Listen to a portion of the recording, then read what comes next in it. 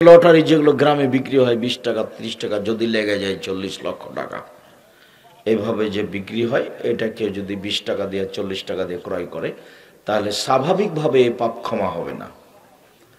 সালাত আদায় করে, সিয়াম পালন করে, হজ করে, এগুলো দিয়ে ক্ষমা হবে না। অনুতপ্ত হয়ে আল্লাহর দরবারে নীতিগতভাবে তওবা করতে হবে। যেমনভাবে মুসা আলাইহিস সালাম এক থাপ্পড় দিয়ে একটা লোককে মেরে ফেলে বললেন, রব্বি ইন্নী যালামতু নাফসি ফাগফিরলি, আমি স্বীকৃতি দিচ্ছি আমি অন্যায় করেছি। তোবার পাপে স্বীকৃতি থাকে, আমি স্বীকৃতি দিচ্ছি আমি অন্যায় করেছি, তুমি আমাকে মাফ করো। আল্লাহ বললেন যে এই গম ফল খেতে হবে না আদম আলাইহিস সালামকে। তারপরে আদম আর হাওয়া শয়তানের চক্রান্তে পড়ে খেয়ে ফেললেন। তো আল্লাহ বললেন, না আমি তো এটা নিষেধ করেছি। তো দুইজনই স্বীকৃতি জানিয়ে বলছেন, রব্বানা যালামনা আনফুসানা ওয়া ইল্লাম তাগফির লানা ওয়া তারহামনা লানাকুনান্না মিনাল খাসিরিন। হে আমাদের প্রতিপালক, আমরা অপরাধী। এই যে স্বীকৃতি, হে আমাদের প্রতিপালক, আমরা অপরাধী। তুমি যদি দয়া না করো, তুমি যদি ক্ষমা না করো, তাহলে আমরা অপরাধীদের অন্তর্ভুক্ত হব। তওবা মানে পাপের স্বীকৃতি দেওয়া, যে হ্যাঁ আমি অন্যায় করেছি। অনেক সময় স্বীকৃতিতে ক্ষমাই চাওয়া নাই, কিন্তু অপরাধটা স্বীকার করা আছে। যেমন ইউনূস আলাইহিস সালাম মাছের পেটে বলছেন, লা ইলাহা ইল্লা আনতা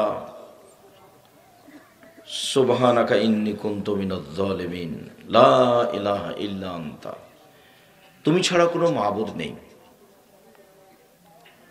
তুমি পবিত্র, আমি অপরাধীদের একজন। কোনো ক্ষমা চাওয়া নাই, ক্ষমাই চাওয়া নাই, স্বীকৃতি দেওয়া যে আমি অপরাধী। তাহলে তওবা করার নাম কি? স্বীকৃতি দেওয়া যে আমি অপরাধী। এইটা তার সামনে পেশ করার নাম হলো তওবা করা। তো কেউ যদি লটারি ক্রয় করে 10 টাকা 20 টাকা 40 টাকা দিয়ে, মনে করলো এটা কিছু না, কিন্তু এটা এত বড় পাপ যে এইভাবে নীতিগতভাবে মরা পর্যন্ত স্বীকৃতি দিতেই থাকতে হবে, না এলে পাপ ক্ষমা হবে না, তার নাম বড় পাপ। মদ খেলে, সুদ খেলে, ঘুষ দিলে মরা পর্যন্ত এর জন্য স্বীকৃতি দিতে হবে। আগে সুদের লেনদেন বন্ধ করতে হবে। সুদের লেনদেন কিস্তি হোক, ব্যাংকে হোক, যেটাই হোক, সুদ ছাড়া অন্তত আপনি বেঁচে থাকার চেষ্টা করেন, অন্তত আপনি বেঁচে থাকার চেষ্টা করেন, তাহলে আপনি স্বীকৃতি দিলে বাঁচতে পারবেন। সম্মানিত দিনী ভাই বোন, নেশাদার দ্রব্য পান করা মহাপাপ। উসমান রাদিয়াল্লাহু তাআলা আনহু বলেন, রাসূল সাল্লাল্লাহু আলাইহি সাল্লাম বললেন, ইজতানিবুল খামরা ফাইন্নাহা উমুল খাবায়েস। পৃথিবীর মানুষ, তোমরা নেশাদার দ্রব্য পান করা থেকে বেঁচে থাকো, এটা হলো পাপের মা। 1 2 মুআয ইবনে জাবাল রাদিয়াল্লাহু তাআলা আনহু বলেন, রাসূল সাল্লাল্লাহু আলাইহি ওয়াসাল্লাম বলেছেন, লা তাশরাবান্নাল খামরা ফাইন্নাহু মিফতাহুশ শারর। তোমরা নেশাদার দ্রব্য পান করো না, এটা হলো পাপের চাবি। চাবি দিয়ে তালা খোলা যায়। তো আল্লাহ রাসূল বলছেন এটা হলো পাপের চাবি। আবু দারদা রাদিয়াল্লাহু তাআলা আনহু বলেন, রাসূল সাল্লাল্লাহু আলাইহি ওয়াসাল্লাম বলেছেন, লা তাশরাবিল খামরা, তোমরা নেশাদার দ্রব্য পান করো না, ফাইন্নাহা রাসুল ফাহিশ, এটা হলো পাপের মাথা। এক হাদিসে বললেন মদ খাওয়া হলো পাপের মা, এক হাদিসে বললেন মদ খাওয়া হলো পাপের চাবি, এক হাদিসে বললেন মদ খাওয়া হলো পাপের মাথা, পাপের চাবি, পাপের মা। তো এটা দিয়ে আমি আর আপনি কি বুঝলাম? তিনটে আল্লাহ রাসূলের মুখের ভাষা।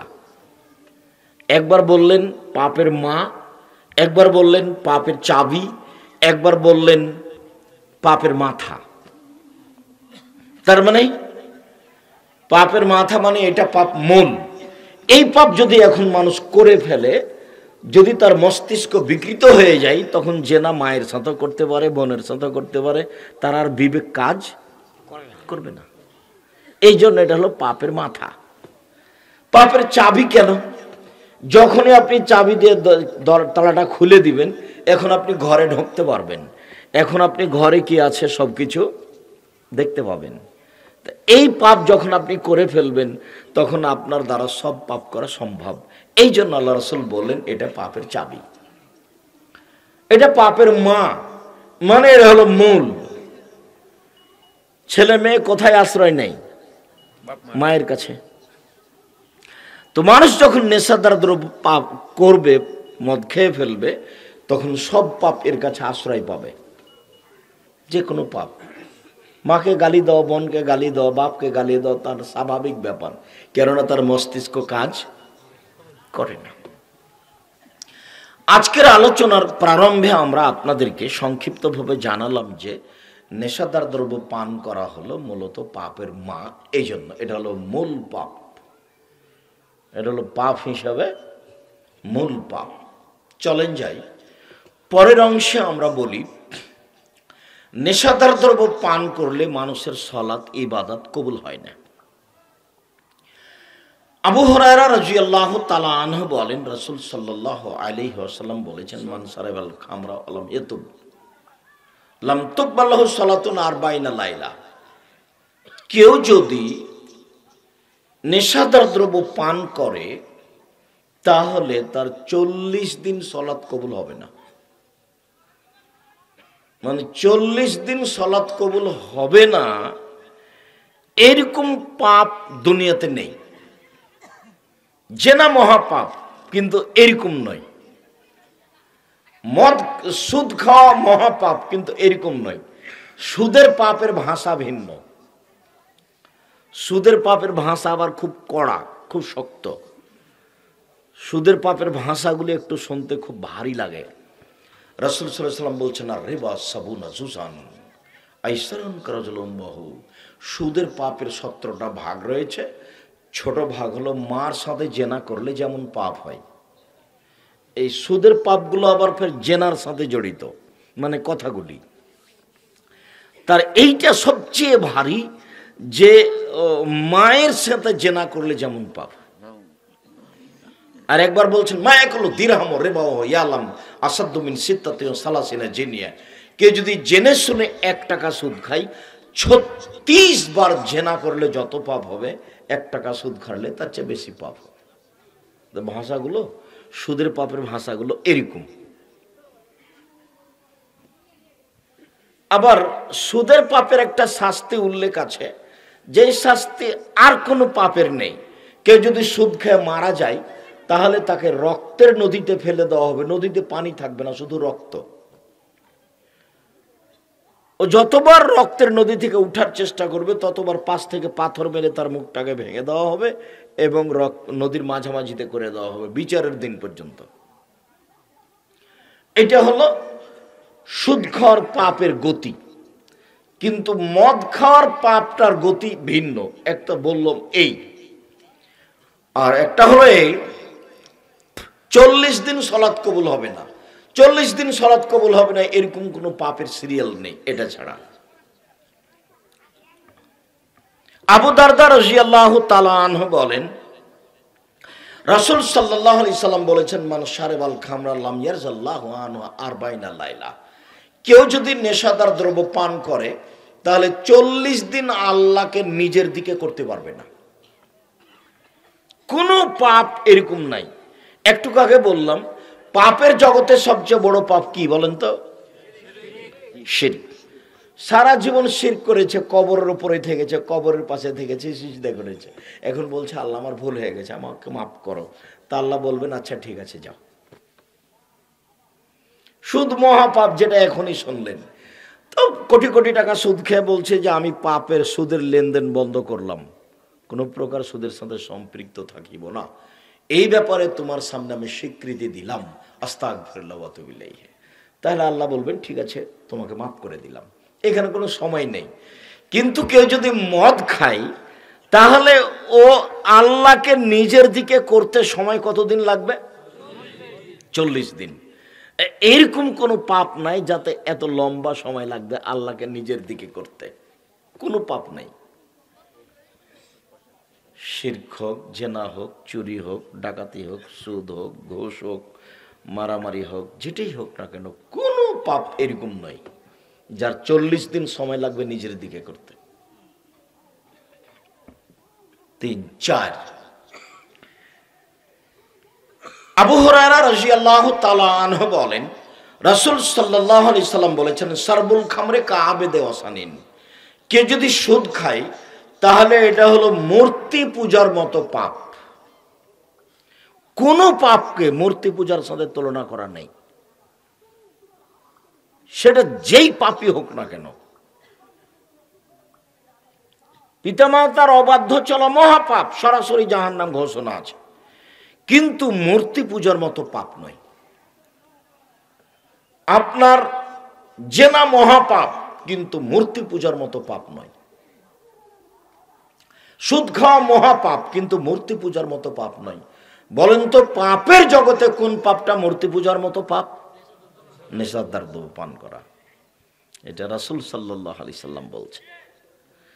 কথাগুলো আল্লাহ রাসূলের এইভাবে মূল্যায়ন করতে হবে। আপনি যদি মনে করেন যে যে কেসা কাহিনীর বক্তব্য চলছে, কি যে বলছে ও নিজেও জানে না, তো এরকম যদি মনে করেন তাহলে জীবনের সফলতা আনা যাবে না। আমি আব্দুর রাজ্জাক বিন ইউসুফ, কথা আমার নয়, কথা হলো মুহাম্মদ সাল্লাল্লাহু আলাইহি সাল্লামের। আপনাকে এইভাবে ভাবতে হবে, যার কারণে আমি আমার জীবনে কোনোদিন আমি বক্তব্য দিচ্ছি আর প্রতিষ্ঠানের কোনো লোক, আশেপাশের কোনো লোক কোনো কাজে ব্যস্ত থাকবে, এটা আমি গ্রহণ করিনি, করতেও পারি না। আমি যখন কথা বলবো তখন আশেপাশে যারা আছে, অফিস আদালতে যারা আছে, সবকে কাজ বন্ধ করে বসে থাকতে হবে। নইলে আমার মনে হয় যে ও রাসূল সাল্লাল্লাহু আলাইহি সাল্লামকে অপমান করলো, মূল্যায়ন করলো না। আমার খুব দৃঢ়তা ব্যাপারে যে আমি মুখ দিয়ে যেটা বের করি সেটা হয় আল্লাহর কথা হবে না, রাসূলের কথা হবে। আমি আমার জীবনে কোনোদিনও অপ্রয়োজনীয় কথা বলি না। আর যখনই আপনি বক্তব্য কণ্ঠস্বরে দিবেন তখন অতিরিক্ত কথা না বললে কণ্ঠ টিকবে না। বলতে হবে গ্রামে গঞ্জে, হাটে বাজারে, রাস্তায় ঘাটে, এভাবে বলতে হবে। তার মানে কথার মধ্যে আরো অপ্রয়োজনীয় কথা না ঢোকালে কণ্ঠস্বর টিকবে না। ওকে টিকাতে গেলে, কথা কি আমার বুঝতে পারছেন? মানে কণ্ঠস্বরে বক্তব্য দিলে আরো অপ্রয়োজনীয় কথা তার সাথে মিলিত হবে, না হলে ওটাকে টিকানো যাবে না। সম্মানিত দিনী ভাই বোন, আমরা দেখছিলাম যে নেশাদার দ্রব্য পান করা পাপটাকে আল্লাহ রাসূল কার সাথে মিলিয়ে দিয়েছেন? মূর্তি পূজার সাথে। নেশাদার দ্রব্য পান করা মহাপাপ। আব্দুল্লাহ ইবনে আমর রাদিয়াল্লাহু তাআলা আনহু বলেন, রাসূল সাল্লাল্লাহু আলাইহি ওয়াসাল্লাম বলেছেন, লা ইয়াদখুলুল জান্নাতা আকুন, বাপ মাকে মানে না যে সে জান্নাতে যাবে না। আল্লাহ কাম্মার, জুয়া খেলে যে সে জান্নাতে যাবে না। মনে রাখা ভালো যে প্রত্যেক যেই খেলাতে টাকার হারজিত রয়েছে সেটাই হলো জুয়া। সেটা ফুটবল হোক, ভলিবল হোক, ক্রিকেট হোক, ব্যাডমিন্টন হোক, রেকর্ড হোক, আর যে কোনো বসে হোক, যেটাই হোক না কেন, যে কোনো খেলা টাকার হারজিত যদি থাকে তার নাম কি? জুয়া। আর যদি টাকার হারজিত না থাকে, শরীর চর্চা হয়, তখন জায়েজ। যেমন ফুটবল, এখানে ছেলেরা খেলে, এখানে কোনো টাকার হারজিত নেই। আর যখন টাকার হারজিত নেই, শরীর চর্চাও নেই, বসে বসে সময় কাটাই, তখন সেটা আরো হারাম। সেটাকে আল্লাহ রাসূল বলেছেন, মান লাইবা বিনারদে শির ফাকাদাত খালিয়াদাহু ফি দামি খিনজির, কে যদি চৌসার, ছক্কা, লুডো, দাবা, পাঞ্জা, ক্যারাম বোর্ড, তাস, গেমস, আরো যত পৃথিবীতে এরকম বসে বসে খেলা দেখা দিয়েছে, আরো দিবে কিয়ামত পর্যন্ত, সব নারদের শির, এসব খেলাইকে যদি অংশগ্রহণ করে তাহলে সে তার হাতকে শরীর রক্তের মধ্যে ডুবিয়ে দিল। আর একবার বললেন মাল্লাই বাবের নারদে সির ফাঁকা সাবাল কাসেম, কেউ যদি চৌসার, ছক্কা, লুডু, দাবা, পাঞ্জা, ক্যারামবোর্ড, তাস, গেমস এই ধরনের খেলায় অংশগ্রহণ করে তাহলে সে আল্লাহর রাসূলের নাফরমানি করলো। সব হাদিসগুলি বুখারী মুসলিম। তাহলে আমরা এই মধ্যে 1 মিনিটের আলোচনায় বুঝলাম যে শরীর চর্চামূলক খেলা যাতে টাকার হার জিত নেই সেটা জায়েজ, বোঝা যায় না। কিন্তু শরীর চর্চা হোক আর বসে হোক আর যেভাবেই হোক, যদি টাকার হার জিত থাকে তাহলে সেটার নাম জুয়া, চিরদিনের জন্য হারাম।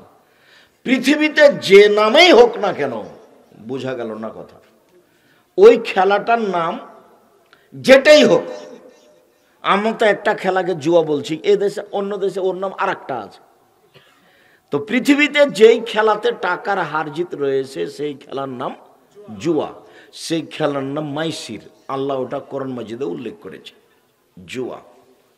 এবার একটা থাকলো যে শরীর চর্চা নেই, টাকার হার জিতও নেই, এমনি বসে বসে সময় কাটাই। মানে ইসলাম ধর্ম কোনো মানুষকে বসে বসে সময় কাটাতে দিবে না।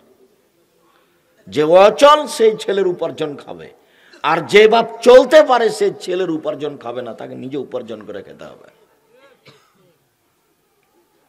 বাংলাদেশ ব্যতীত অন্য কোনো দেশে গেলে বুঝতে পারবেন যে কেউ বসে খায় না, সবাই কাজ করে খায়।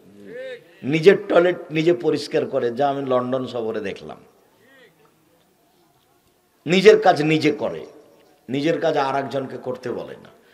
এটা জন্মসূত্রে মনে করে যে নিজের কাজকে নিজে করতে হবে। আমাদের দেশে আছে বান কত কি, তার কোনো হিসাব নিকাশ নাই। সম্মানিত দিনী ভাই বোন, আমরা কি বলছিলাম? 4 শ্রেণীর মানুষ জান্নাতে যাবে না। 1, বাপ মাকে মানে না যে। 2, জুয়া খেলে যে। 3, মান্নান খোটা দেয় যে। খোটা দেওয়া বুঝেন কি? খোটা দেওয়া, একটু উপকার করার পরে বলে তো কালকে তোর এটা করে দিলাম রে, তুই ভুলে গেলি, এই কাজটা করে দিলি না। 4, মধুবনুল খামর, নিয়মিত বিড়ি, তামাক, জর্দা, সিগারেট, গোল, নেশাদার দ্রব্য খায়, পান করে যে, এরা জান্নাতে যাবে না। এই কথা রাসূল সাল্লাল্লাহু আলাইহি সাল্লাম বলেন। মধুবনুল খামর। আব্দুর রাজ্জাক সাহেব, বিড়ি তামাক কি খামর? জি, এটা দুদিক দিয়ে হারাম। একটা হলো এটার নাম খাবিস, অপবিত্র, এটা পবিত্র নয়। আবার তামাক কুকুর শ্রীগাল খায় না, অবাক ঘাস, একটা অবাক উদ্ভিদ যে তাকে কোনো কিছুতে খায় না। আর অবাক যে সিগারেটের গায়ে লেখা আছে কি, ওকে ক্ষতিকর, ওকে নিষিদ্ধ ঘোষণা করে বিক্রি হচ্ছে। অবাক কথা। মানুষ কত অভ্যাসী, একটা শেষ হলে আর একটা শুরু করে, একটা শেষ হলে আর একটা শুরু করে। ছাত্র জীবনে 1978 সালে হতে পারে, আমি মৌলানা শীষ মোহাম্মদ সাহেব খুব বড় মৌলানা ছিলেন, তার দুপুরের খাবার নিয়ে যেতাম। একটা না 8 বছরে যাবত আমি তার দুপুরের খাবার নিয়ে গেছি। তো একদিন আমি ওই স্টেশনের উপর দিয়ে যেতাম, নাচল স্টেশন, তো যারা পান বিক্রি করে ওরা আমাকে চিনতে, একটা পান দিয়েছে, তো আমি মুখে দিয়েছি। আমি ওই মুখে পানটা চাবাতে চাবাতে প্রতিষ্ঠানে ঢুকে গেছি। তা আমাকে মৌলানা শিব সাহেব, ওহো, আমি তো মনে করছিলাম তুই পড়াশোনা করে মানুষ হবি রে, তুই পান খাচ্ছিস, পান খাই বেড়াস। 1978 সালে উনি এই কথাটা বলেছিলেন। আমি এখন থেকে কোনোদিন আর পান মুখে দিইনি, ওটা আমাকে ভালো লাগে না। হারাম হালাল পরে। ওনার এই কথার কারণে আমি আর কোনোদিন পান আমি মুখে দিইনি। আর দোকানপাটে বসে নেই, এই জন্য আমার মা যখন বাড়ি থেকে বের করতেন আমাকে, তখন বলতেন প্রাইভেট পড়ায়ও না, দোকানে বসিও না, কাউকে বন্ধু হিসাবে গ্রহণ করো না, মানে দোস্তালি লাগায় না। আমার মায়ের ভাষাটা ছিল দোস্তালি লাগায়ও না, পরে আবার কখন শত্রুতা হবে তখন পেটে ছুরি দিয়ে পালিয়ে যাবে। মানে বন্ধুত্বের এক পর্যায়ে কি হয়, কেটে যায়, ওটা টিকে না। 4, দাওয়াত খায়ও না। আমার মা বাড়ি থেকে বের করার সময় এভাবে বলতেন। তা আমরা তো কোনোদিনই দোকানে বসি না, চায়ের স্টলে বসি না। প্রতিষ্ঠানের ভিতরে চায়ের স্টল আছে, তা আমি ওখান থেকে গেলে ওরা মনে করে যে আসেন একটু চা খান, কিন্তু আমি যে ওখানে বসি না। সম্মানিত দিনী ভাই বোন, বলছিলাম নেশাদার দ্রব্য হারাম, ফলাফল জাহান্নাম। আবু হুরায়রা রাদিয়াল্লাহু তাআলা আনহু বলেন, রাসূল সাল্লাল্লাহু আলাইহি ওয়াসাল্লাম বলেছেন, সালাসাতুন লা তাদখুলুল জান্নাহ আবাদা, তিন শ্রেণীর মানুষ জান্নাতে যাবে না। এক, মদমিনুল খামর, নিয়মিত যারা নেশাদার দ্রব্য পান করে তারা জান্নাতে যাবে না। দুই, ওর রাজলাতু মিনান নিসায়ে, পুরুষের বেশধারী নারী। বর্তমানে আমাদের দেশে যেসব নারীকে আপনি পুরুষের পোশাক পরে চলতে দেখছেন, গেঞ্জি, প্যান্ট, স্কিন জাতীয় পায়জামা, এগুলো সব বিদেশি থেকে আর কি, ওদেরই চর্চা। এদেরই আহাল পরিবার লন্ডন, আমেরিকা, ফ্রান্স, ইটালিতে থাকে, ওদেশে ওইভাবেই চলে। তখন ওখান থেকে যখন এদেশে আসে তখন এদেশেও তাদের কিছু কিছু দেখা যায়। আরবি অনারবি সবাই ওদেশে গিয়ে ওদের পোশাকই পরে। তো আল্লাহ রাসূল এই জিনিসটাকে কঠিনভাবে না করেছেন। মানে মহিলাদের স্যান্ডেল ভিন্ন, মহিলাদের জামা ভিন্ন, মহিলাদের পায়জামা ভিন্ন, মহিলাদের গায়ের চাদর ভিন্ন। আজও হাট বাজারে ওদের চাদর ভিন্ন পাওয়া যায়, যায় না? ওদের স্যান্ডেল ভিন্ন পাওয়া যায়, ওদের জামা কাপড় ভিন্ন পাওয়া যায়, সব কিছু ওদের নামে ভিন্ন হয়ে আছে। কিন্তু এই নারী, এক শ্রেণীর নারী নিজেকে বিকৃত করে ইহুদি খ্রিস্টানদের নীতি অবলম্বন করে নিজের অঙ্গ প্রত্যঙ্গ বিক্রি করে নিজেও জাহান্নামে যেতে চায়, জাতিকেও জাহান্নামে পাঠাতে চায়। একটা পর্যায়ে আসছে, আল্লাহ রাসূল বলবেন, সেটা আপনার সামনে আমি পেশ করব। যেটা বলেছেন সেটা হলো এই যে নেশাদার দ্রব্য পান করলে মানুষ সন্ধ্যায় থাকবে মানুষ, আর সকালে হবে বানর। কেন বানর হবে? সন্ধ্যায় থাকবে মানুষ আর সকালে হবে শুকুর, সোর। কেন শুকুর সোর হবে এই নিয়ে একটু কথা হবে। এখন আপাতত অত্র হাদিসে তিন শ্রেণীর মানুষ জান্নাতে যাবে না বলে রাসূল সাল্লাল্লাহু আলাইহি সাল্লাম বলেছেন। তার এক শ্রেণীর মানুষ নেশাদার দ্রব্য পান করে যারা, দ্বিতীয় শ্রেণীর মানুষ পুরুষের বেশধারী নারী। জাহান্নাম বলতে নারী, নারী আর নারী, জাহান্নাম বলতে নারী। জাহান্নামের অধিকাংশ মানুষই নারী। অবশ্য আল্লাহর নবী এই কথা বললে মদিনার মহিলারা অভিযোগ করেছিল, কারণ জিজ্ঞাসা করেছিল, বেমা কেন আমরা বেশিরভাগ জাহান্নামে যাব? তখন তিনি যে উত্তর দিয়েছিলেন সে উত্তরে আছে স্বামীকে মেনে না চলা। স্বামীকে মেনে না চলা, এইটা তিনি বড় কারণ বলে উল্লেখ করেছেন আল্লাহ রাসূল সাল্লাল্লাহু আলাইহি ওয়াসাল্লাম। তবে যেই হাদিসে আল্লাহ রাসূল বলেছেন মহিলারা 4টা কাজ করলে জান্নাতে চলে যাবে, জান্নাতের সব দরজা খোলা, এত সহজ পুরুষের জন্য জান্নাত নয়। যেই 4টা কারণে মহিলারা জান্নাতে চলে যাবে, জান্নাতের সব দরজা খোলা, এরকম কোন 4টা কারণ পুরুষের জন্য নেই। এত সুবিধা পুরুষের জন্য নেই। অথচ জাহান্নামের অধিকাংশ মানুষই নারী। আবার এইখানে আল্লাহ রাসূল যেভাবে বললেন মহিলাদের জান্নাত যাওয়া সহজ। 1, সালাত খামসাহা, 5 ওয়াক্ত সালাত। 2, সামাত শাহরাহা, রমজান মাসের সিয়াম, রোজা। 3, আতাত বালাহা, স্বামীকে মেনে চলা। এই যে এটা থেকে গেল। যখন আল্লাহর নবী বললেন যে জাহান্নামের অধিকাংশ মানুষই নারী, তখন মদিনার মহিলারা কি বলেছিল? কেন? তো আল্লাহ রাসূল তখন উত্তরে কি বললেন? ওরা স্বামীকে মেনে চলে না। ইস্তাগফিরুল্লাহ আশিরা, ওরা স্বামীকে মেনে চলে না, এটা কারণ উল্লেখ করলেন। আর যেই হাদিসে ওরা জান্নাতে সহজেই যাবে, জান্নাতের সব দরজা খোলা, তখন 4টে কাজের কথা এসেছে, তার 3 নম্বরে এসেছে স্বামীকে মেনে চলা, আর 4 নম্বরে এসেছে জেনায় লিপ্ত না হওয়া। এই 4টে: 1 5 ওয়াক্ত সালাত, 2 রমজান মাসের রোজা, 3 স্বামীকে মেনে চলা, তিতা লাগলেও মিঠা লাগলেও। তিতা লাগলে মানে স্বামীর মুখ খুব খারাপ, মুখই খারাপ, একটু তরকারিতে লবণ বেশি হলে কি যে বলে তার হুঁশই থাকে না,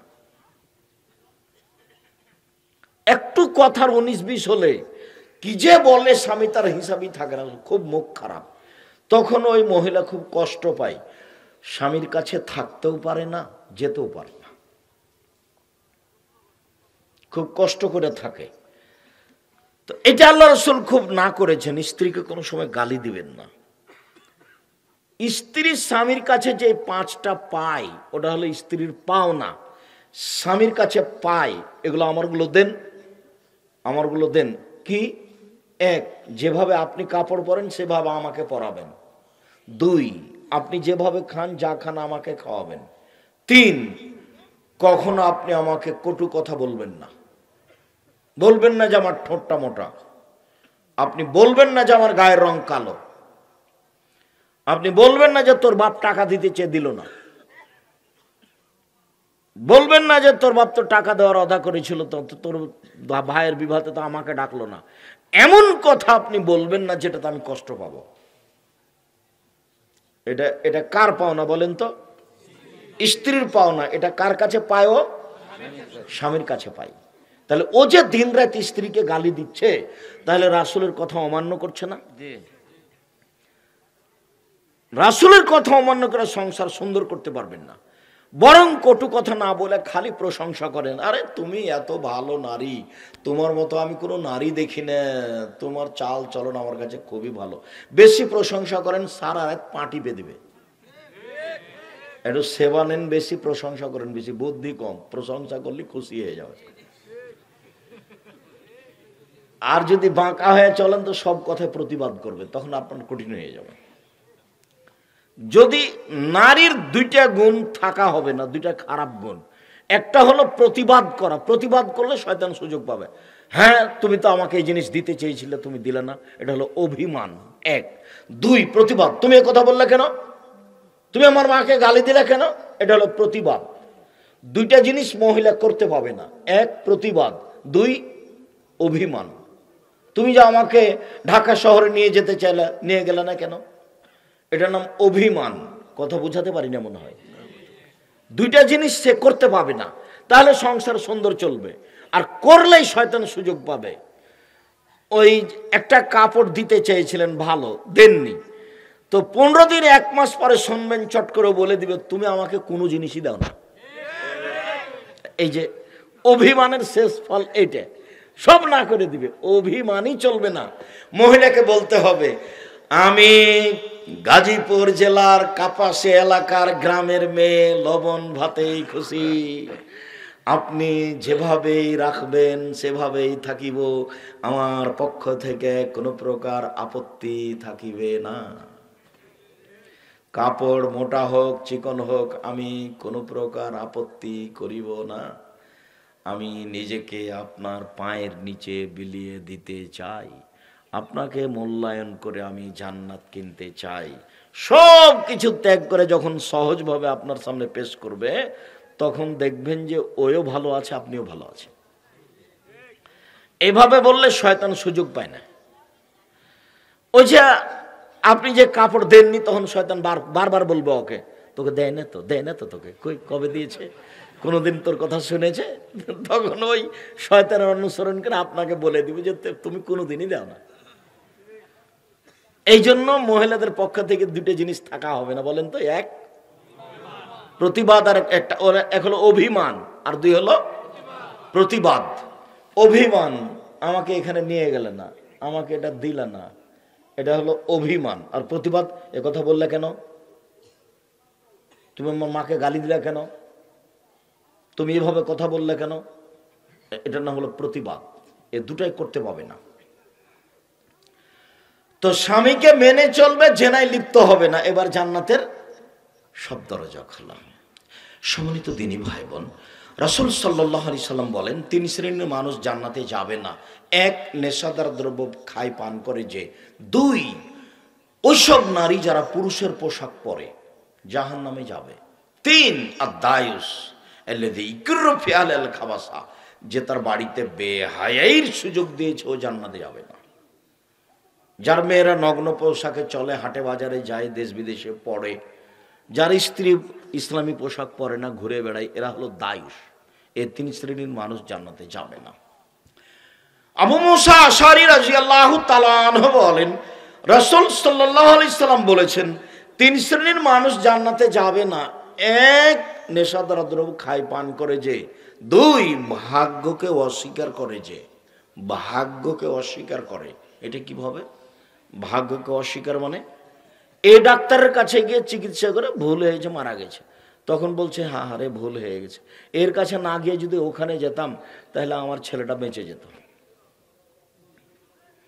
এর নাম কি? ভাগ্যকে অস্বীকার করা। যাক, ও কথা নয়, ভাগ্যে এটাই ছিল তাই এখানে গেছি। সাহাবীরা বলেন, আল্লাহ রাসূল, সবই যদি ভাগ্যে লেখা থাকে তাহলে চিকিৎসা করে কি হবে? এটা আমাদের মতনই জিজ্ঞাসা ছিল সাহাবীদের। আব্দুর রাজ্জাক সাহেব, সবই যদি ভাগ্য হয় তাহলে এগুলো আমল করে কি হবে? তো সাহাবীরা বললেন, সবই যদি ভাগ্য হয় তাহলে চিকিৎসা করে কি হবে? তখন আল্লাহ রাসূল বলছেন, চিকিৎসা যে করবে এটাও ভাগ্য।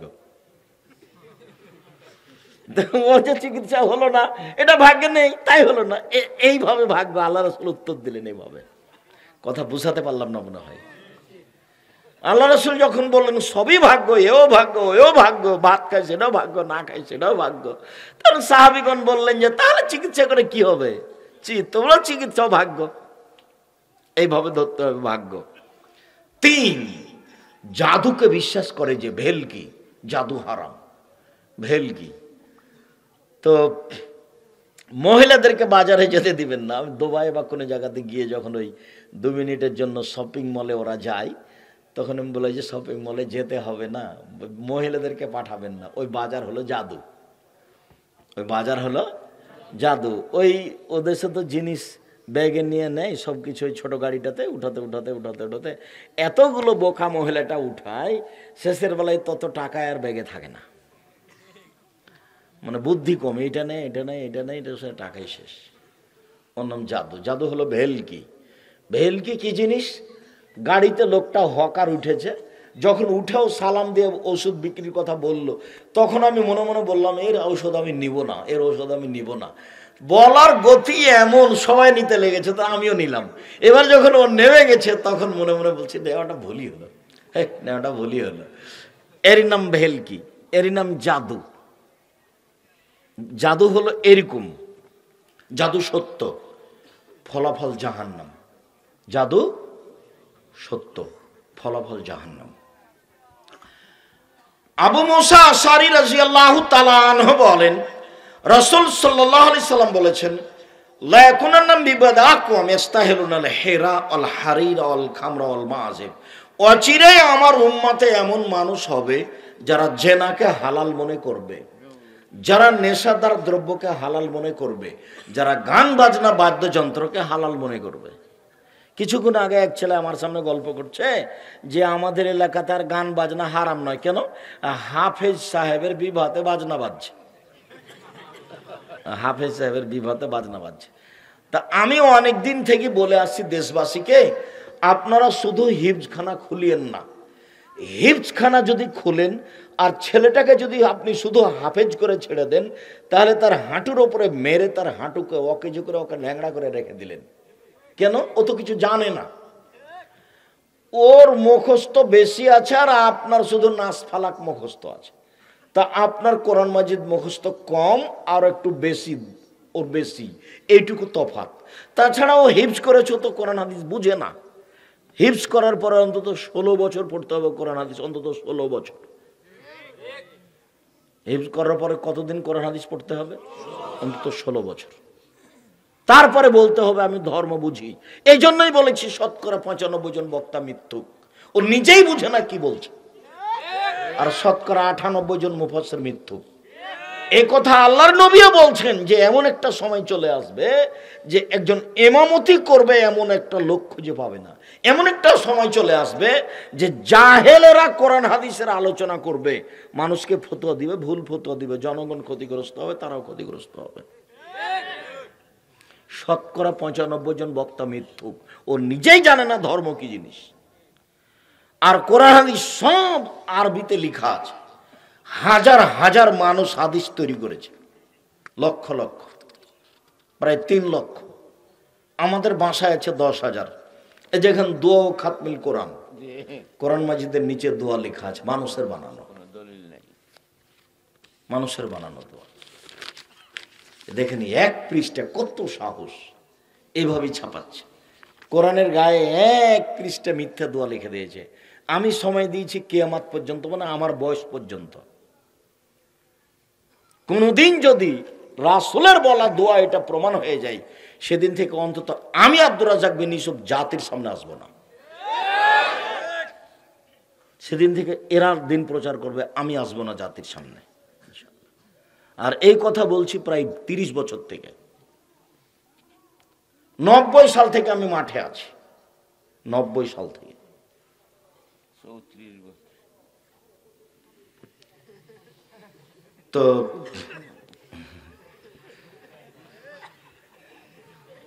90-92 আমি বলেছি সাদ্দাদের কাহিনী মিথ্যে।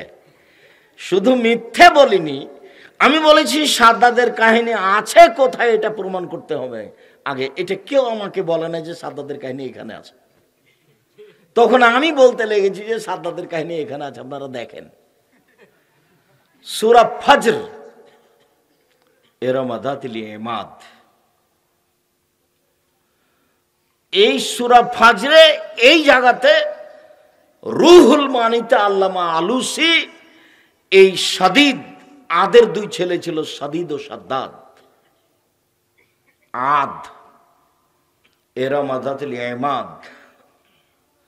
সূরা ফজরে যে আদ শব্দ আছে, আদ, এরই 2 ছেলে ছিল, সাদিদ ও সাদ্দাদ। সাদিদ মারা গেলে সাদ্দাদ পৃথিবী দখল করে। ও জান্নাত তৈরি করেছিল বলে ঐতিহাসিকগণ উল্লেখ করেন, যার কোনো ভিত্তি নেই। এদেশে একটা বই পাওয়া যায়, তাফসির কি মিথ্যা হতে পারে? নাম শুনেননি কোনোদিন? জাতির মনে হয় তেমন কোনো উপকার করতে পারলাম না। যেটুকু উপকার করলাম জাতি খালি সম্মান করে আমাকে। তাই বলেছি নোয়াখালী আর কুমিল্লা না থাকলে ভালো হতো না। ওরাই যেখানে যায় বিদেশে, বাড়ি কোথায়? নোয়াখালী। বাড়ি কোথায়? কুমিল্লা, ব্রাহ্মণবাড়িয়া। তো সম্মানিত দিনী ভাই বোন, আসলে কোরআন হাদিস কেউ পড়লো না, বুঝতে চাইল না। সাদিদ আর সাদ্দাদ তাফসির কি মিথ্যা হতে পারে, এই বইয়ে লেখা আছে। আমি আপনাদের কাছে অত সম্মান চাইনি দুনিয়াতে, চেয়েছিলাম বই পুস্তকগুলি পড়া। আমি মুখে কোনোদিন অপ্রয়োজনীয় মিথ্যা কথা বলিনি। আমি কলমে কোনোদিন অপ্রয়োজনীয় মিথ্যা কথা লিখিনি। আমি মিডিয়াতে কোনোদিন মিথ্যা কথা প্রকাশ করিনি। আমি বলেছি আমার মনে বড় সাধ, এই দেশের মাটিতে আমি উন্নত মানের প্রতিষ্ঠান গড়বই গড়ব ইনশাআল্লাহ। যেখানে ছেলে মেয়ে বাংলা, ইংরেজি, আরবি উন্নত মানের শিক্ষা অর্জন করে জাতির অন্যায়ের বিরুদ্ধে লড়বে, মুখে কলমে মিডিয়ায় লড়বে ইনশাআল্লাহ। মুখে আছি, কলমে আছি, মিডিয়াতে আছি, আলহামদুলিল্লাহ। সেটাই আপনাদের জামিয়া সালাফিয়া। জামিয়া সালাফিয়াতে প্রায় 5,000 ছেলে মেয়ে পড়াশোনা করে। জামিয়া সালাফিয়া 300 জন শিক্ষক শিক্ষিকা আছে, যাদের প্রতি মাসে বেতন লাগে 32 লক্ষ। তো যারা সৌদি আরব থেকে আসেন তাদের বেতন লাগে না, তাদের যাতায়াত খরচ লাগে, খাওয়া খরচ লাগে।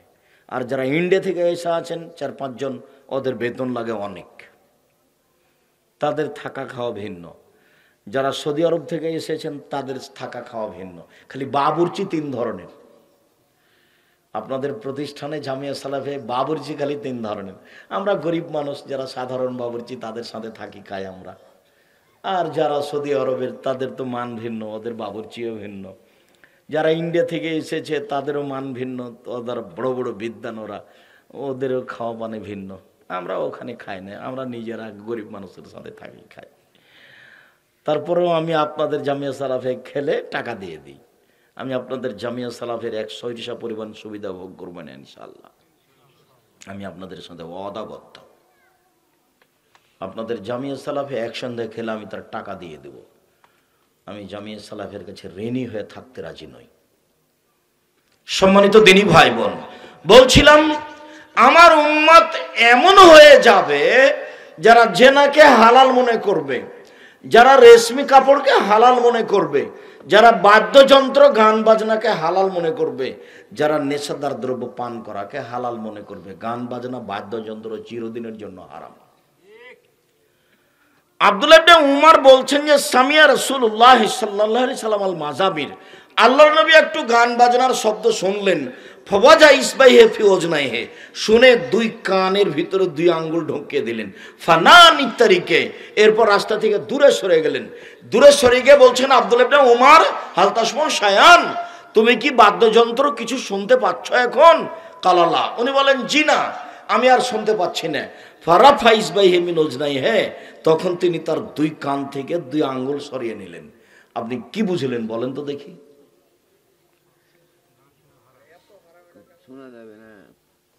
কানেই সে শব্দ নেওয়া যাবে না, কানেই নেওয়া যাবে না, সে কত বড় হারাম। রাসূল সাল্লাল্লাহু আলাইহি সাল্লাম বলছেন ইন্নাল্লাহ হারামা, আল্লাহ রাসূল চিরদিনের জন্য গান বাজনাকে হারাম করেছেন। যারা গান বাজনা করে তাদের এটাকে হারাম করেছেন, তাদের পয়সা উপার্জন হারাম করেছেন, তাদের শিখানো হারাম করেছেন, তাদের কিনা হারাম করেছেন। মোবাইল ব্যবহার করলে খুব সাবধান থাকতে হবে, যতদূর পর্যন্ত এড়িয়ে চলা যায় ওই বাজনাটা যেন না আসে। অথচ মোবাইলও সেট করা আছে, আপনার 2 কানে ইয়ারফোনও লাগা আছে। বক্তব্য শেষ হয়ে যাবে যখন, তখন তুমি যখন বাড়িতে যাবা তখন দেখবে যে তোমার কানে ইয়ারফোন লাগা আছে, তখন ইন্ডিয়ার গান চলছে।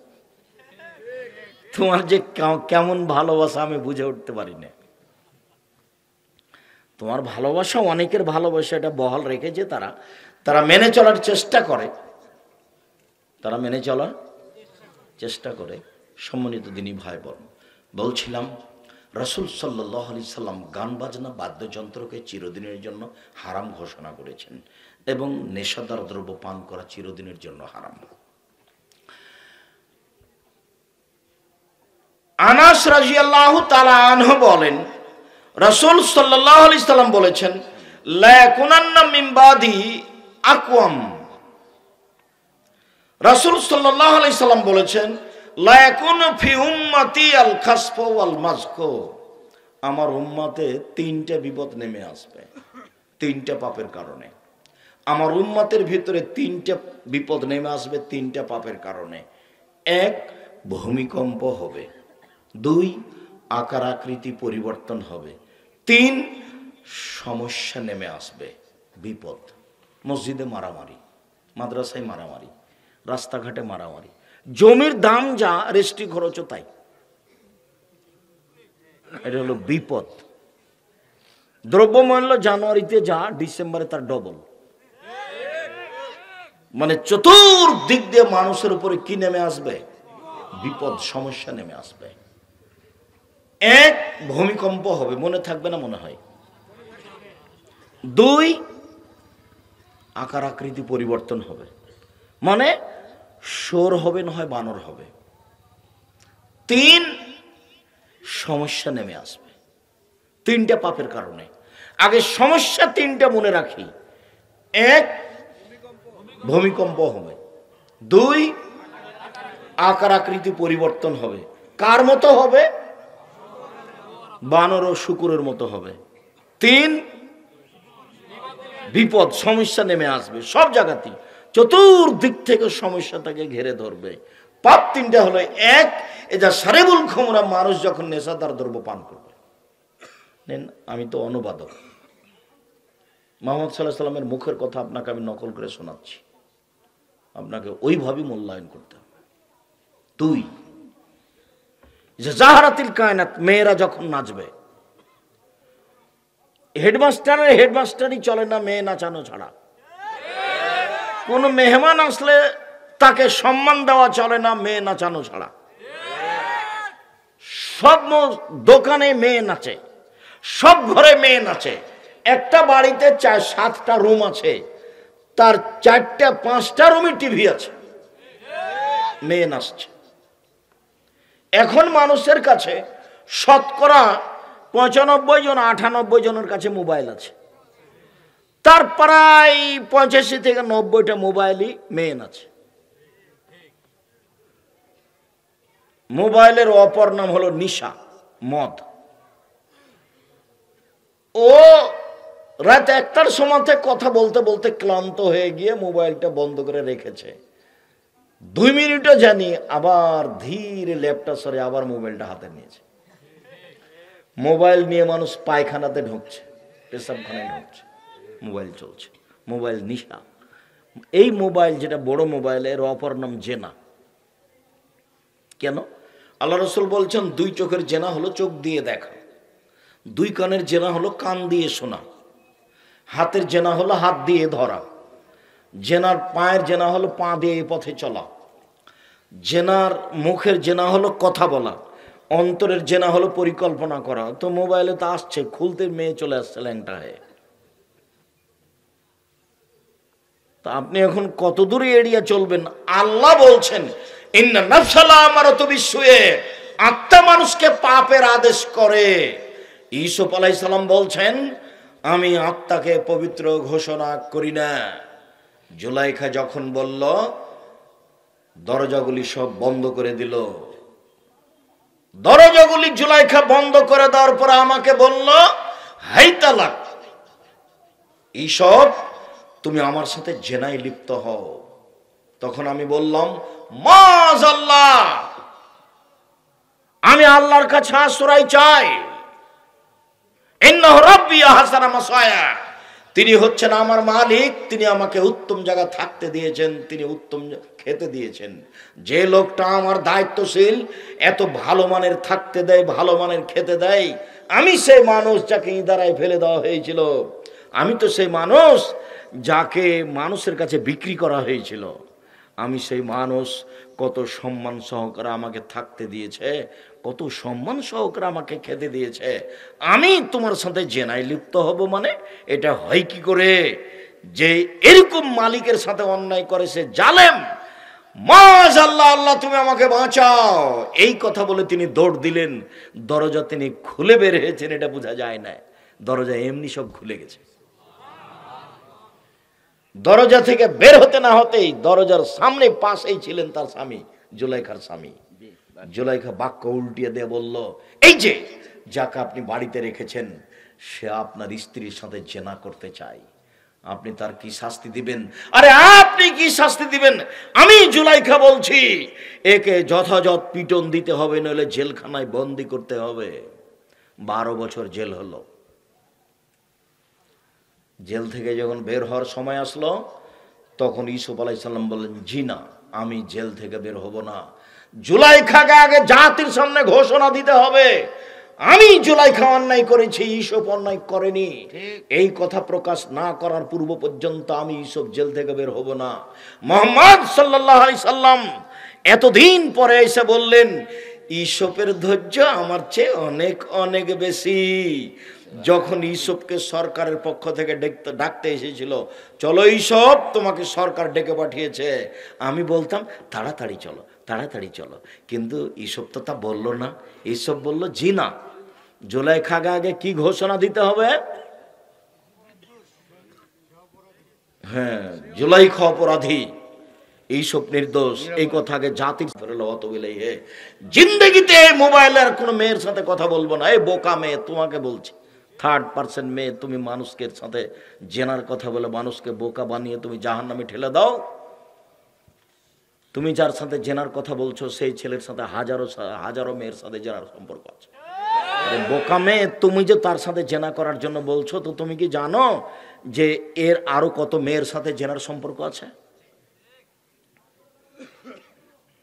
তুমি একটা মেয়ে মানুষ, জিন্দেগি তার কোনোদিন কারোর সাথে জেনার কথা বলবো না, এই কথা বলে তুমি উঠো, তাহলে তোমার জন্য ভালো হবে। আর যুবক, আমি তোমাকে বলছি, শোনো, আজ থেকে তুমি যদি আর কোনোদিন মোবাইলে কথা বলবো না বলে প্রতিজ্ঞা করতে পারো, তাহলে দুইটা সুবিধা আছে। এক, যে কোনো বিপদ থেকে আল্লাহ তোমাকে বাঁচিয়ে দেবে, যে কোনো বিপদ থেকে। আর তুমি যদি তাকে বলতে পারো আমি এইসব কথা বলতে রাজি না, আমি আল্লাহকে ভয় করি, তাহলে বিচারের মাঠে যখন ছায়া থাকবে না আল্লাহর ছায়া ছাড়া, তখন তোমার মাথার উপর একটা বিশেষ ছায়া হবে। হাদিস বুখারী মুসলিম। সম্মানিত দিনী ভাই বোন, বলছিলাম নেশাদার দ্রব্য পান করা হারাম। এক, মানুষ যখন নেশাদার দ্রব্য পান করবে। দুই, মেয়েরা যখন নাচবে। তিন, যখন বাদ্যযন্ত্র প্রকাশ পাবে। সব দোকানেই বাজনা বাজে, সব দোকানে মেয়ে নাচে, সব ঘরে বাজনা বাজে, সব ঘরে মেয়ে নাচে, প্রায় সব মোবাইলে বাজনা বাজে, প্রায় সব মোবাইলে মেয়ে নাচে। রাসূল সাল্লাল্লাহু আলাইহি সাল্লাম যা বললেন তার দেরি নেই। মানুষ সকালে থাকবে মানুষ, মানুষ সন্ধ্যায় থাকবে মানুষ, আর সকালে হবে বানর, সকালে হবে শোর। আবু মুসা আশআরী রাদিয়াল্লাহু তাআলা আনহু বলেন, রাসূল সাল্লাল্লাহু আলাইহি সাল্লাম বললেন, লা ইয়াসরাবানা নাসু মিন উম্মতি ইউসান্নু বিগাইরি ইসমিহা, আমার উম্মত মদ খাবে, নাম দিবে অন্য, আমার উম্মত মদ খাবে, নাম দিবে অন্য। এই কথাটা নিয়ে অনেকেই নাকি বক্তব্য উল্টা দিয়ে থাকে এবং মুখামুখি দেখিয়ে থাকে যে আব্দুর রাজ্জাক শেখ ভুল ফতোয়া দিয়েছেন। আমি ভুল ফতোয়া দিইনি, তবে আমি মানুষ। আমি বলেছি ঠান্ডা, পেপসি, কোকাকোলা, আরসি এগুলো মদ। আল্লাহ নবী বলেছেন আমার উম্মত মদ খাবে, নাম দিব অন্য। তুমি বের করো তো সেটা কোনটা। তুমি যদি বলো হিরোইন, তো হিরোইন তো সবাই বলছে মদ, ওটা তো মদই। তুমি যদি বলো সেটা ইয়াবা, তো ইয়াবা তো মদ, সবাই বলছে। তুমি যদি বলো সেটা গাঁজা, তো গাঁজা তো বলছে সবাই মদ। তুমি একটা বলো মানুষ খাচ্ছে, নাম দিয়েছে অন্য, সেটা কি? অথচ সেটা মদ। আমি বলছি সেটা হলো ঠান্ডা, পেপসি, কোকাকোলা, আরসি, এটাই সেই মদ। আরো তুমি এর রহস্য ইতিহাস দেখো, দেখতে পাবে এবার আস্ত মদ। আল্লাহর নবী বলছেন আমার উম্মত মদ খাবে, নাম দিবে অন্য। এরপরে বলছেন ওয়াইউযাফু বিল মাসিফ ওয়াল মুগান্নিয়াত, আর আমার উম্মতের নেতাদেরকে সম্মান করা হবে গায়িকা দিয়ে আর বাদ্যযন্ত্র দিয়ে, যেটা এখন দেখছেন। আমার উম্মতের নেতাদেরকে সম্মান করা হবে গায়িকা দিয়ে আর বাদ্যযন্ত্র দিয়ে। তারপরে বাক্যে চলেন ওয়াইজালু মিনহুমুল খানাজিরুল কিরদা, আর এদেরকে করে দেওয়া হবে বানর, এদেরকে করে দেওয়া হবে শোর। এরা হয়ে যাবে বানর, এরা হয়ে যাবে শোর, এরা হয়ে যাবে বানর, এরা হয়ে যাবে শূকর। সম্মানিত দিনী ভাই বোন, একটু এই ছেলে, বাচ্চাটাকে একটু বসতে বলবেন। আমরা কাছাকাছি চলে এসেছি, আমরা একটু দেরিতে এসেছি, কাজে আজকে লম্বা আলোচনা নেই, অনেক পথ আছে, ফিরে যাবো রাজশাহী ইনশাআল্লাহ। আল্লাহ নবী কেন বললেন বানর হয়ে যাবে, শোর হয়ে যাবে? কেন বললেন? বলতেন যে সাপ হয়ে যাবে, কুকুর হয়ে যাবে, শ্রীকাল হয়ে যাবে। আমরা তো নিজের ভাষাতে খারাপ বুঝাতে বলি কুকুর শ্রীকাল হয়ে গেছে। কুকুর শিয়ালের কথা বাদ দাও, ও তো একটা কুকুর। আমরা খারাপ বোঝানোর জন্য কি বলি? কুকুর বলি, এই ভাষা ব্যবহার করি, শয়তান এসব ভাষা ব্যবহার করি। কিন্তু আল্লাহ রাসূল কেন এদিকে চলে আসলেন? বললেন যে এরা হয়ে যাবে বানর, এরা হয়ে যাবে শোর। মনে রাখবেন, পৃথিবীতে প্রাণীর মধ্যে অনুকরণীয় প্রাণী বানর যেমন আর কোনো প্রাণী নাই। বানর সরাসরি মানুষের অনুকরণ করতে পারে। আমরা তো রাজশাহী চাঁপাইনবাবগঞ্জের মানুষ, আমরা ছোট অবস্থায় দেখেছি বানর খেলার লোকটা বলতো এই তোমরা চাউল নিয়ে আসো, বানর খেলা দেখাবো। তখন আমরা চাউল নিয়ে যে জমা করতাম, তখন এক পর্যায়ে খেলা দেখা শুরু করতো। তখন বানরকে বলতো এই বানর, নতুন বউ কেমন ভাবে হাঁটে রে। তখন ওই বানর কি করতো? একটু ঘুমটা দিয়ে হাঁটতো। তার মানে বানর কি করতে পারে? অনুকরণ করতে পারে। যেদিন মুসলমান ইহুদি খ্রিস্টানের অনুকরণ করবে কথা কর্মে, অফিসে, আদালতে, শিক্ষা প্রতিষ্ঠানে, চাল চলনে, কৃষ্টি কালচারে সব, তখন এরা সকালে হয়ে যাবে বানর। সব তাদের মতো স্কিন পাঞ্জাবা পরে আছে আমাদের মেয়েরা, এটা তাদের অনুকরণ। একটা কথা আপনাকে আমি অবাক বলি, এই ছেলাই কথা বলছো না, আমার দিকে খেয়াল করো। লন্ডন সফরের সাউথ হলে মসজিদে জুমার খুতবা দিয়ে নিচে নামছি, তো একটা লোক দৌড়িয়ে এসে বলছে আমার ছেলেটার জন্য দোয়া করে। তো আমি ছেলেটার মাথায় হাত দিয়ে দোয়া করতে গিয়ে চুলের কাঁটাটা এদিক দিয়ে একটা দাগ দেওয়া আছে, এদিক দিয়ে একটা দাগ দেওয়া আছে, 3টা দাগ দেওয়া আছে, মানে কেঁচি ঢোকানো আছে। তো আমি মনে করলাম যে এই বাচ্চাটার মা মনে হয় চুল ছাঁটে। তার মানে আমার আবদুল্লাহর ছেলে যেটা মোহাম্মদ, ও কারো কাছে চুল ছেটে নেবে না। বলছে যদি নাপিতের কাছে নিয়ে যান, না না না না আমার দাদি আমার চুল ছেটে দেবে, আমার দাদি। মানে আবদুল্লাহর আম্মাকে চুল ছেটে দিতে হবে আবদুল্লাহর ছেলের। কথা বুঝতে পারেননি? দাদিকে চুল ছেটে দিতে হবে কার? নাতির, ছেলের। ও এখনো নেয় না। তো আমি মনে করছি এর বাচ্চার মা মনে হয় চুল ছাঁটছিল, তাই এরকম হয়ে গেছে। তো ওই 2 তলা থেকে নিচে নেমে যখন ঘুরছি তখন ওটা নাপিতের ঘর, দেখি ওইভাবে দাগ করা আছেন, এই ইয়ার মানুষের যে ছবি দেওয়া আছে এভাবে। ইন্নালিল্লাহ, এটা তো তারই অনুকরণ। তা বলছি জনাব, লন্ডনে সে আদর্শ বিক্রি করে থাকতে রাজি নই, এই পয়সা উপার্জন করতে রাজি নই, আদর্শ বিক্রি করে এখানে খেতে আসেনি। ওইভাবে চুল ছাড়তে হবে, ওইটা দেওয়া আছে আপনার ছেলের মাথাতে, ওইভাবে চুল ছাড়া যায়। বলেন কি আপনি? এ কোন ঢং? ছেলে এমন গেঞ্জি গায়ে দিয়ে আছে যার পিছনে লেখা আছে 10, ওর 10 দেখতে দেখতে সলাৎ শেষ। আরে খেলছে ব্রাজিলের লোক, আর খেলার জায়গা হলো আপনার কাতার। অবাক কথা, ওদের এখানে কোনো হিসাব নাই, এরাই ব্যস্ত সবকিছু নিয়ে, বিনোদন নিয়ে এরাই ব্যস্ত। যারা আরবি, ছেলে মেয়ে বউ বেটি সব বিনোদন নিয়ে ব্যস্ত, খেলতে মানুষ সেনে ব্যস্ত, ওদের আদর্শ নিয়ে ব্যস্ত। এই ছেলে, তুমি যে মাথাতে ওপরে চুল রেখেছো, চতুর্দিক ছেড়ে রেখেছো, এটা কি? তুমি তোমার বড় ভাইকে দেখেছো, তোমার বাপকে দেখেছো, তোমার দাদাকে দেখেছো? আমি যখন ছাত্র জীবনে থাকতাম তখন আমি বলতাম, এই তোমরা যারা মাথার চুল ছোট করা শিখবে, কাটা শিখবে, তারা আমার মাথা ছাটো, সেটা ছোট শিখো। আমার মাথার চুল এদিকে যাক না এদিকে যাক, তাতে আসা যায় না। আমি আব্দুর রাজ্জাক বিন ইউসুফ, আমি ছাত্র জীবন থেকে এইভাবে। আমি যে প্রতিষ্ঠানে থাকি ওই সারা শহরে সবাই জানে আব্দুর রাজ্জাক বিন ইউসুফ। যদি কোনো সময় বাইরে দেখে তাহলে বলবে, আরে আভি নিকাল গায়ে হ্যাঁ তব তো দুনিয়া বদল যায়গি। আপনিও বাড়ি থেকে বের হয়েছেন, তাহলে তো পৃথিবী উল্টে যাবে। 7 দিন পরে একদিন আমি 2 তলা থেকে নিচে নামতাম, বৃহস্পতির দিন একটু রাস্তায় হাঁটতাম, তো কেউ যদি আমার সামনে পড়তো তাহলে বলতো, আরে আভি নিকাল গায়ে হ্যাঁ তব তো দুনিয়া বদল যায়গি। আপনিও বের হয়েছেন, তাহলে তো পৃথিবী উল্টে যাবে। সম্মানিত দিনী ভাই বোন, রাসূল সাল্লাল্লাহু আলাইহি সাল্লাম বললেন, আমার উম্মত হয়ে যাবে বানর, আমার উম্মত হয়ে যাবে শুয়োর।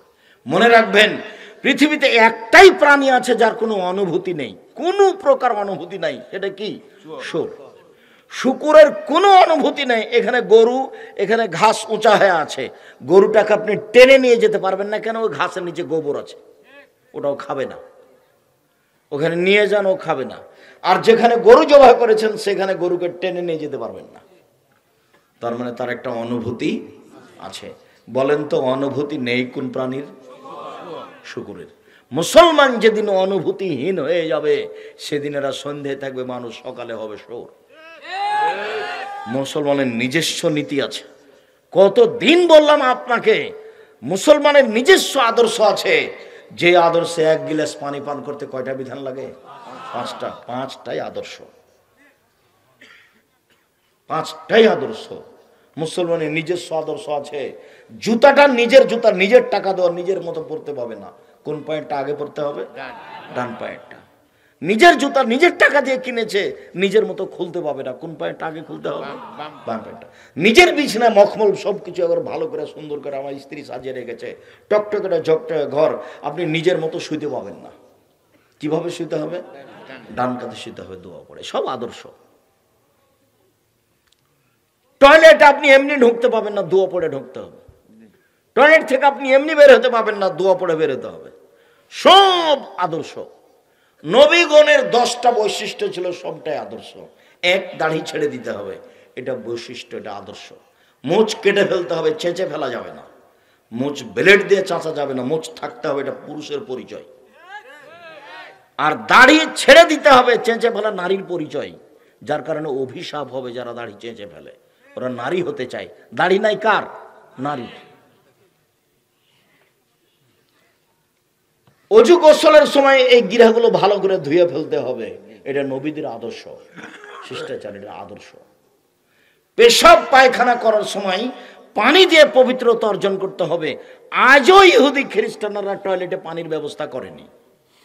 আমি যখন বার্মিংহামে নেমে যাব এডিনবার্গ, তখন যে সাইদ ছেলেটা সাথে ছিল, যেটা আপনারা দেখেছেন, এখন টয়লেটে বলছে, আগে বলছে যে ওস্তাজি টয়লেটে যাবেন, টয়লেটে কিন্তু পানির ব্যবস্থা নেই, কি করতে হবে? বলে টিস্যু ব্যবহার করতে হবে। এটা কেমন কথা হলো না? টিস্যুই শেষ। বলে হ্যাঁ, টিস্যুই শেষ, পানির কোনো ব্যবস্থা নেই।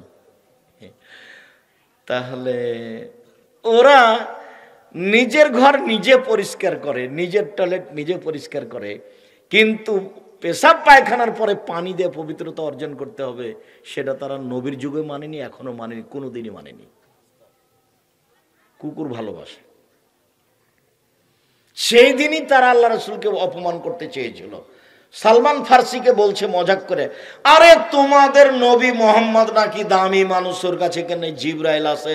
ছি, আরে কিভাবে পেশাব করা লাগে সেই কথা বলে, কিভাবে পায়খানা করা লাগে সেই কথা বলে, আবার পেশাব করলে সামনের দিকে আড় করে বসে। বেটি ছেলে নাকি তোমাদের মোহাম্মদ? মহিলা মানুষ নাকি যে আড় করে পেশাব করে? এগুলো কি? তখন সালমান ফার্সি বলছেন, জি, আমাদের নবী মোহাম্মদ সাল্লাল্লাহু আলাইহি সাল্লাম বলেছেন, দোয়া পড়ে পেশাব পায়খানা করতে বসতে হবে, পানি দিয়ে পবিত্রতা অর্জন করতে হবে। পানি না থাকলে তিন ঢেল দিয়ে পবিত্রতা অর্জন করতে হবে। পবিত্রতায় ডান হাত ব্যবহার করা যাবে না, বাম হাত দিয়ে পবিত্রতা অর্জন করতে হবে। যদি ঢেল না থাকে, বেঁচে থাকতে হবে গোবর থেকে এবং হাড় হাড্ডি থেকে। আমার নবী গোবর দিয়ে পবিত্রতা অর্জন করতে নিষেধ করেছেন, আমার নবী হাড় হাড্ডি দিয়ে পবিত্রতা অর্জন করতে নিষেধ করেছেন। একটা না সালমান ফার্সি সব বলে দিলেন। এটা বৈশিষ্ট্য, সব বৈশিষ্ট্য, বিবাহের নিয়ম কানুন, সব বৈশিষ্ট্য, সব আদর্শ। এটা আদর্শ। এ কোন কথা? কেন তার পোশাক আমার গায়ে? কেন তা আমার মাথার চুল তার মতো কেন? ও তো একটা খ্রিস্টান খেলোয়াড়। অবাক কথা, ওই মেয়েটা তো খ্রিস্টান, ওর পায়জামা আমি একটা মুসলিম মহিলা, আমার গায়ে কেন? বোকা মেয়ে। হিন্দু তো হিন্দু মেয়ে, বিবাহ হয়ে গেলে কপালে কি দিবে? সিঁথিতে সিঁদুর দিবে, হাতে কি দিবে? বালা শাখা সাদা দিবে। এটা তার বৈশিষ্ট্য। সে নীতি এড়িয়ে চলতে চায় না। আর আমি মুসলিম, আমি আদর্শ বিক্রি করে চলতে চাই। এরা হয়ে যাবে বানর, এরা হয়ে যাবে শোর, এরা হয়ে যাবে বানর, এরা হয়ে যাবে শোর। রাসূল সাল্লাল্লাহু আলাইহি ওয়াসাল্লাম বলেন, ইন্না মিন আসরাতি সাত, কিয়ামতের লক্ষণ, ওই রুফাল ইলম, বিদ্যা উঠে যাবে, ও একসরাল জাহাল, মূর্খতা বেড়ে যাবে, ও একসরা শারবুল খামরে, মদ পান বেশি হয়ে যাবে, নেশাদার দ্রব্য পান করা বেশি হয়ে যাবে, প্রায় সবাই পান করবে। এটা আর কোনো পাপের কাজ নয়।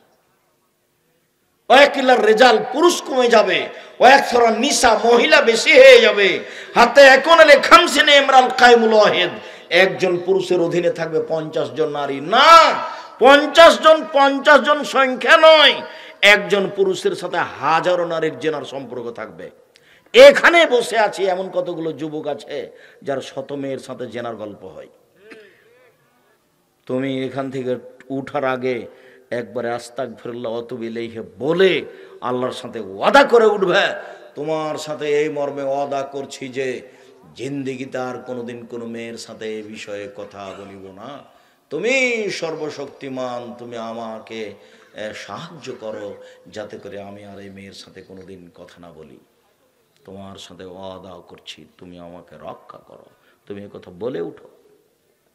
তুমি দিনরাত মেয়ের সাথে গল্প করো, তোমার মা করে, তোমার বাপ করে, সবাই নিজ নিজ জায়গাতে জেনা নিয়ে ব্যস্ত।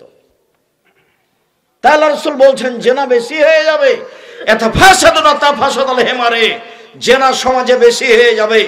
গাধা যেমন গাধীর সাথে মিলে লজ্জা বুঝে না, ষাঁড় যেমন গাভীর সাথে মিলে লজ্জা জানে না, মানুষ তেমন খোলা মাঠে জেনা করবে, লজ্জা বুঝবে না। সেই সময় চলে এসেছে। মুআয ইবনে জাবাল রাদিয়াল্লাহু তাআলা আনহু বলেন, রাসূল সাল্লাল্লাহু আলাইহি ওয়াসাল্লাম বলেছেন, নেতৃত্ব শুরু হয়েছে নবী দিয়ে, দয়া দিয়ে, তারপরে নেতৃত্ব শুরু হয়েছে খলিফা দিয়ে, দয়া দিয়ে। উমারের নেতৃত্ব চলেনি আল্লাহর দয়া ছাড়া। এরপরে আল্লাহ রাসূল বলছেন মুলকান আজুজান, এক সময়ে নেতৃত্ব হবে জোর যার মুল্লুক তার, তারপরে হবে ওতুবান ফাসাদান জাবরিয়াতান ফিলারজে, ফাসাদান ফিলারজে, মানুষ নেতা হবে যে কোনো মূল্যে, মারামারি করে, বিপর্যয় সৃষ্টি করে, যে কোনো অন্যায় ঘটিয়ে মানুষ নেতা হবেই। ওই সময়ে নেতাদের স্বভাব হবে চারটে। এক, ইস্তাহিলুনাল হেরা, তারা সেদিন ইস্তাহিলুনাল হারিরা, তারা সেদিন রেশমি কাপড়কে হালাল মনে করবে, তাদের গায়ে থাকবে সিল্ক কাপড়ের জামা, তাদের বিছানের চাদর হবে মখমল। দুই, অল ফরুজা, জেনাকে তারা হালাল মনে করবে, ক্ষমতার দাপটে তারা জেনা করবে। তিন, সারেবুল খুমরা, তারা মদ পান করবে, নেশাদার দ্রব্য, বিড়ি তামাক জর্দা সিগারেট, এটা কোনো তাদের কাছে ব্যাপার নয়, মদ পান করা তাদের কাছে কোনো ব্যাপার থাকবে না। চার, ইরজা কুনায়ন সরনা, দেনান দিন ধনী হয়ে যাবে, ব্যাংকের টাকা তাদের, 2 কোটি 5 কোটি 50 কোটি 2000 কোটি উঠাবে, তারপর 2 বছর 5 বছর পরে এই টাকা দেওয়া লাগবে না।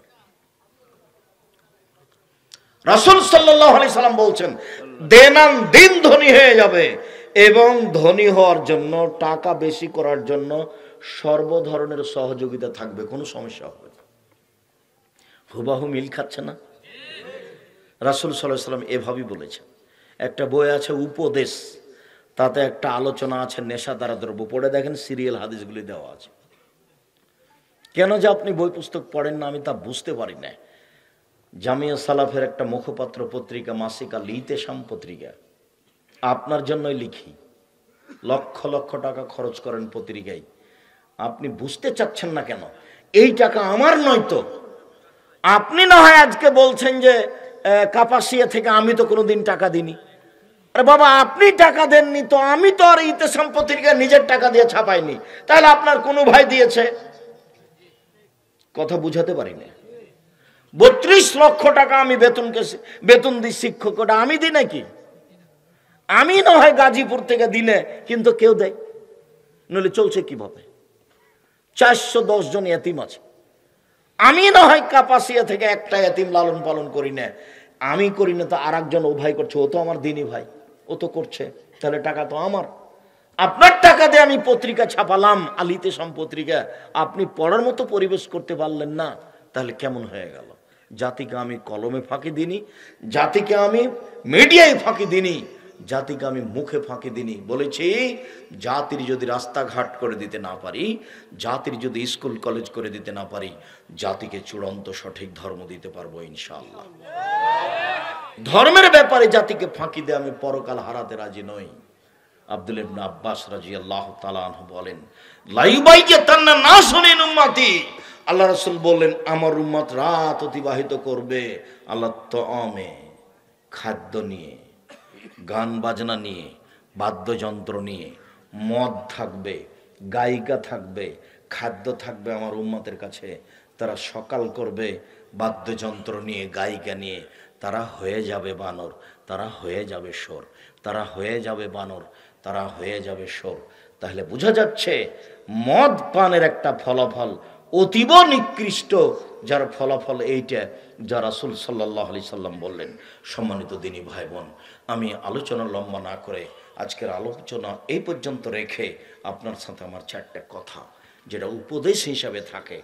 এই ছেলে থামো, 5 ওয়াক্ত সালাত, এটা হলো জীবনের ভিন্ন ধরনের আমল, এটার কোনো বিকল্প পথ পৃথিবীতে নেই। যে কোনো অবস্থাতে আপনাকে 5 ওয়াক্ত সালাত আদায় করতে হবে। পেশাব পায়খানা পবিত্র অপবিত্র পরিষ্কার অপরিষ্কার যেই অবস্থায় থাকেন না কেন। 2 হালাল রুজি, হালাল রুজি না হলে এটাও আবার হবে না। 3 কোরআন তেলাওয়াত, প্রত্যেক দিন কোরআন মাজিদ পড়তে হবে অন্তত সূরা ইখলাস 3 বার। সূরা ইখলাস 3 বার পড়ে আল্লাহকে বলে রাখবেন, আল্লাহ আমি আজকে কোরআন মাজিদ পড়েছি। এই যে সূরা ইখলাস 3 বার পড়লাম, কোরআন মাজিদ একবার পড়ে নিয়েছি।